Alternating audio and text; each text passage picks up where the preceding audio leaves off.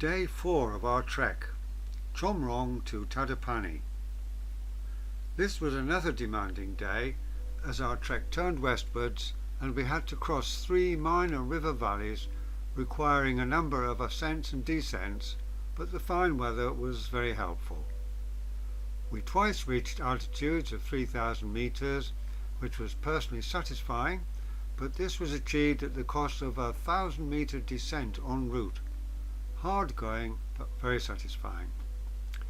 We encountered a mule train today, not the first one by any means.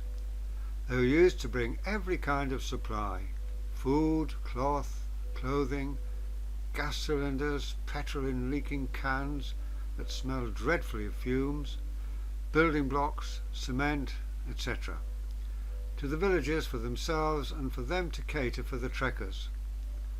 There were no roads, only mule tracks anywhere on our trek.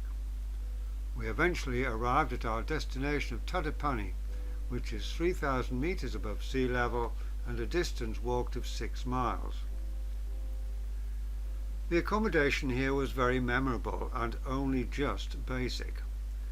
Night times were always cold, but at this altitude it became very cold, well below freezing point, and there was a lot of glass missing from the windows in the large eating room, and a cold wind was blowing through the gaps. The good point about the room was its fire pit beneath the large dining table and the heavy tablecloth overhanging the sides of the table. The fire in the pit was kept going all the time, so we congregated around the table, but we had to wrap our sleeping bags around us to keep warm.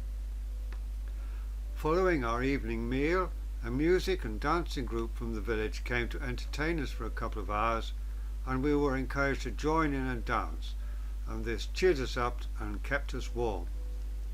Our porters meanwhile were to sleep in an open-fronted barn, outside which they had built a roaring fire, and that kept them warmer than we were inside our tea house, so they happily informed us through the paneless windows.